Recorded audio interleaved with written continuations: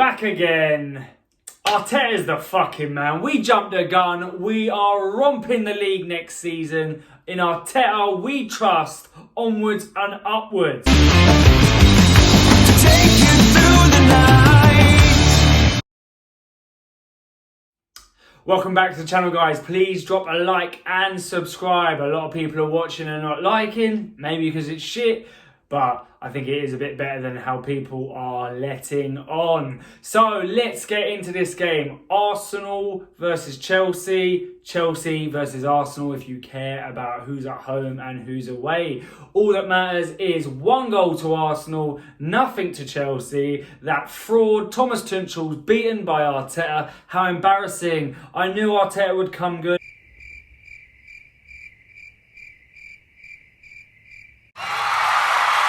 I've been saying Arteta is the man.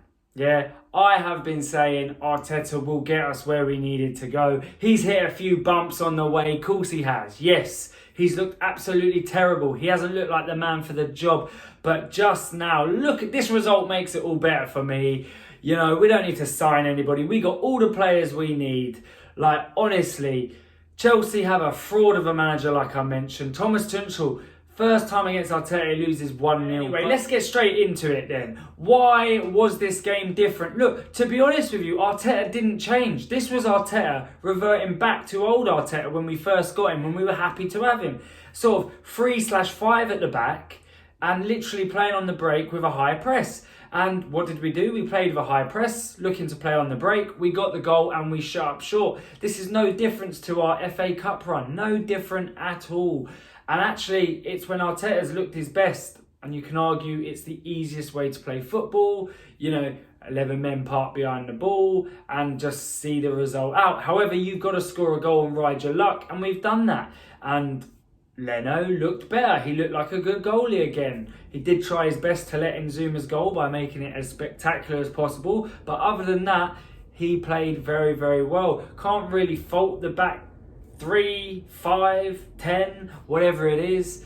Can't really fault them. They played well. The two midfielders, El Neni and Partey, played extremely well. Of course, Partey's going to turn up to this game because ultimately we're set up to play how Partey can play, which is defensive, you know, really shutting down those options and just being a bit of a beast. And El Neni just runs all day, causes problems, but of course can't do anything with the football. However, we digress.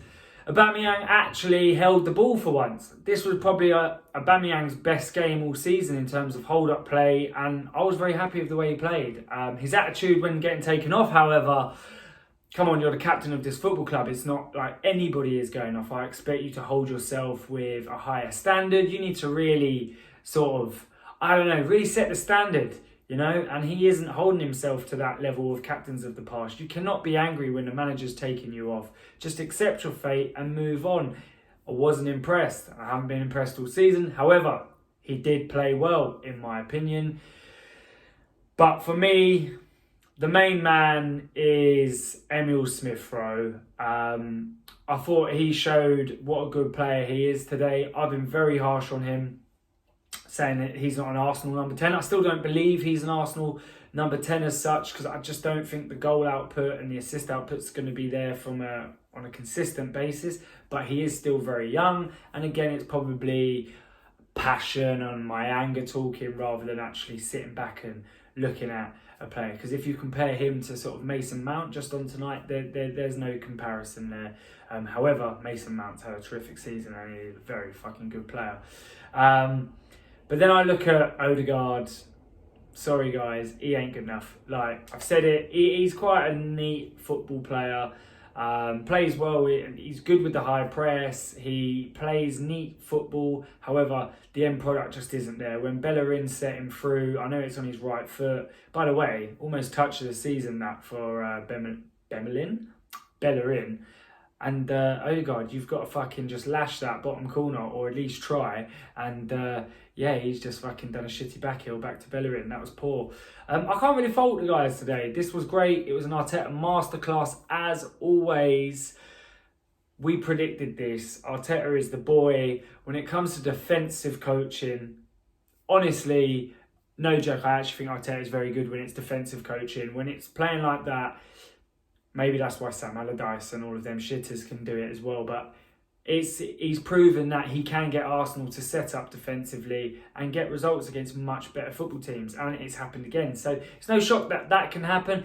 It's when you ask him to play expansive football. For someone who is a creative midfielder for Everton, I know he was defensive at Arsenal, but for someone who was a creative midfielder and a very neat and tidy football player himself, he actually has no clue in how to make Arsenal play proper football. But one shout out actually, this video is quite erratic. I'm actually buzzing a little bit that we've beat Chelsea. It's annoying, it's papering over cracks that really exist in the club, but you know, fucking the Cronkies are going to be delighted with this, aren't they?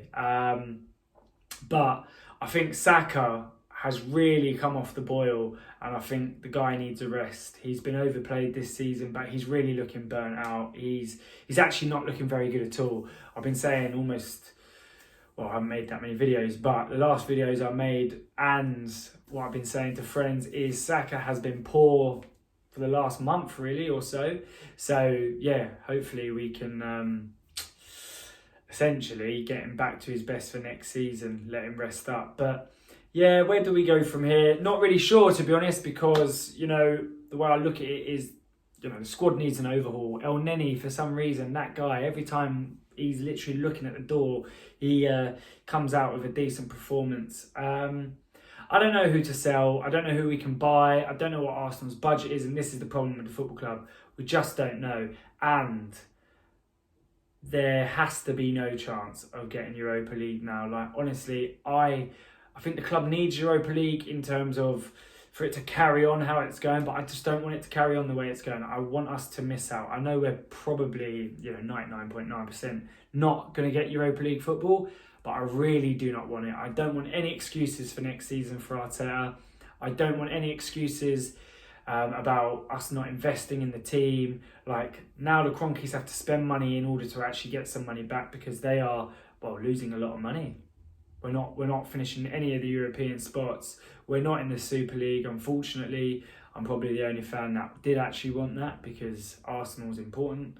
And quite frankly, we're looking like a championship team. So, I don't know. Well, that's all I've really got to say for this one. Arteta's the boy. Tuchel's an absolute tramp of a manager.